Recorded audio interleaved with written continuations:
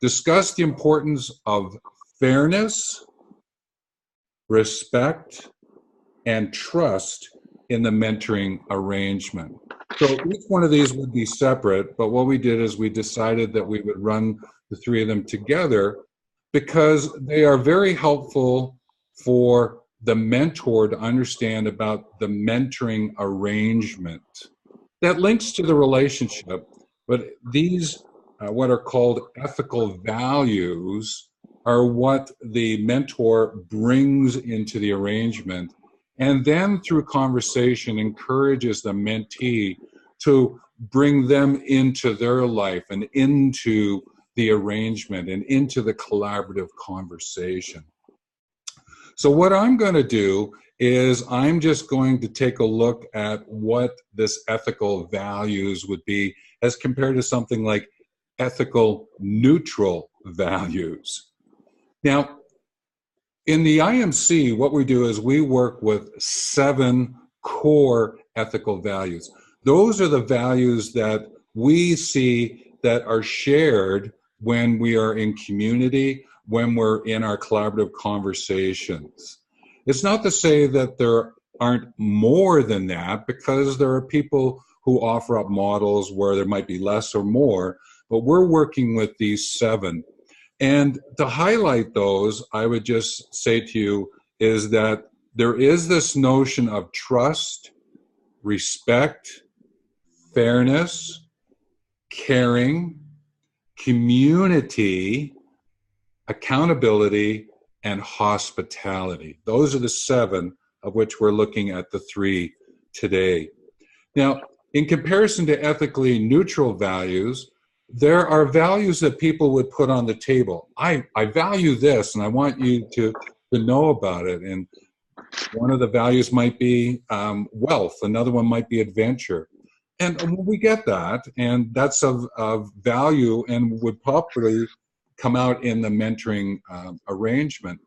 But when you look at it from the outside and from the whole, the ethically neutral ones aren't necessarily high on everyone's list, whereas if you talk about fairness, respect, and trust, woo, they're up there. People would go, yeah, I agree with that. Well, wealth and adventure are not as high on my value list at this point in time. So we get that, and that's why there's ethical values and ethically neutral values. And other things that the ethics link to are laws, because a lot of ethics lead into the world of the laws that we use in our political system, in our courts. And you might hear words like guiding principles. Another way that we look at them are this notion of inspired standards and wise practices. We bring them out in that way as well. So with that introduction, let's dive into and unpack these 3 ethical values. Now, the first one I'm going to look at is fairness. And this one is always the one that I thought sort of, if you use the ring the bell, is if it's happening, I'm ringing the bell because I'm find myself in a place that's not been a fair exchange. I've come to understand that it isn't always about that. It's actually about one of the other 2, and I'll get to that in a few minutes. But the fairness is really about the impartiality, is that when you approach things, you're doing it without favoritism, or you're doing it without any kind of discrimination. Is that you're entering in, and let's use the mentoring arrangement as our base example here. So when you enter into it, there's no favoritism, there is no discrimination, impartiality is there, you're going to work with whatever it is that presents itself, and you deal with it in a fair way. Now, a word that tends to get added here is justice. And we might hear, well, what's the just approach here? What from a justice point of view and a fairness perspective, what would be appropriate in our conversation at this point in time? So you might hear phrasing like that, and it could come from the mentee, or you could hear it as a mentor saying it to yourself at this point in time. And really what it is about treating people equally. And in today's world, that becomes really important in any kind of arrangement relationship, is treating people equally. I came to understand this notion of the fairness from my own time working overseas. And I work with an organization called the ICRC, the International Committee of the Red Cross. And it was, to be fair in my dealings with whoever I was working with, is that I couldn't have the appearance of taking one side or the other. I had to work equally no matter what happened. So if something was happening on one side of the conflict and it shut down operations, then we had to close the operations down on the other side. That's how far we had to go with this impartiality, this fairness of approach. And that made it quite interesting. And there was a couple of times where I was scratching my head, do I or should I? And then I realized, no, it's important to stay with this ethical value. Another example for me would be the rewards program. If we're talking about a mentoring in the workplace program, is that there must be, the criteria must be equal to all people to get involved. You can't favor a certain group unless the reward is for like the sales department or it is for the shop floor. That's the criteria that gets set. You know where it's attached to. So that becomes an important element of it. Now, I know that fairness has popped itself out a couple of times in Doug's life. Now, I'm just wondering, Doug, is there a quick little story or an example that you may want to pull out from fairness at this point in time? Certainly I guess for me, what sort of stands out is the aspect of treating people equally. Yeah. That's the most important. And I know we always tell the story of everyone is unique and all that sort of stuff, but you still need to treat people equally. Yes. And the fairness one, and I think what we're hinting at here, links to the next one, respect. So that's what I meant earlier about, I thought it was fairness. And I'm going, oh, hang on a minute, there's a respect aspect here in terms of how people might share things with me or ask of things of me. My role as a manager and how I was being treated, was I being treated fairly and was I treating people fairly? And then to start to pop up into this world of respect. And I went, oh, hang on a minute, there's something more here. And when I think of respect, I think about this notion of a deep regard for someone's abilities and competence, all right, and their lived experience and their achievements, is that I respect people who have gone in there and have done what it is that they need to do. For those people who read about it, watch a video about it, and then come out and start saying, this is how it should be done, I can appreciate and I have regard for them putting their learning into action. Wonderful. And sometimes mentors will do that. They'll say, well, I have the lived experience in it because I watched the movie, so I get it. And I'm going, okay, I see where you might be going, but it's really about the deep regard for that lived experience. And we all have lived experience. It's how do you bring out that which is applicable to the arrangement at the time. Now, the other part to this respect, which is something, again, that I learned from my travels, was the deep regard, respect for customs and rights of other people in their country, those visiting. That's a little bit where hospitality links in that I had mentioned earlier, and people's traditions. But there's another part to this that's really interesting, and it's a regard or respect for people's feelings.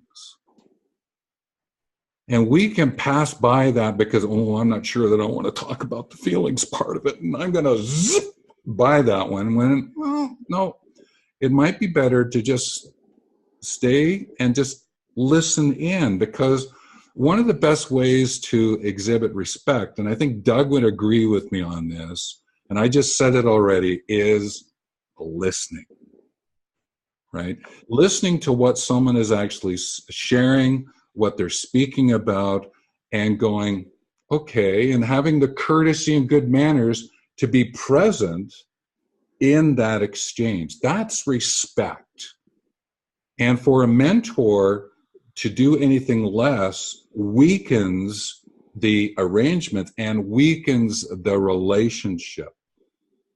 Now, this whole listening in and being attentive to what's going on, there is a little caveat that I'd ask, and then I'm going to get Doug to share a story here. That caveat is, so long as someone's not doing harm to themselves or to others, you've got to respect that if that is happening, you may have to deal with it. You can't let that slide by. Right? So if you know that that's going to take place, then you would have to maybe get into this world of breaking some confidentiality to get that issue dealt with. So I just bring that to the surface as well.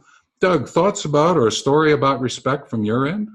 Yes, from the respect aspect, and it's something that with some of the mentoring I do within organizations, one of the things that we sometimes have to deal with is respecting, let me rephrase that, not respecting the person, but respecting the position. And so to work with people to be able to get them to work their way through that so that they know that you may not respect the person in the position, but you need to, because of the hierarchy of the organization, you need to respect the position. And if you're able to do that and figure out how to be able to navigate through that, your life is going to be a whole lot easier within the organization.